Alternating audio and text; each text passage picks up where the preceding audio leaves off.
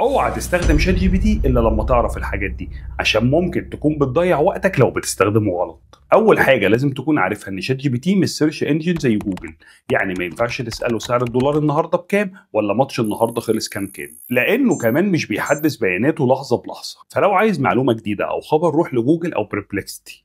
انما لو عايز تفكير، تحليل، كتابه او خطه، هيكون شات جي بي تي هو الانسب ليك. تاني حاجة لازم تعملها انك تستخدمه كمساعد شخصي مش آلة بحث.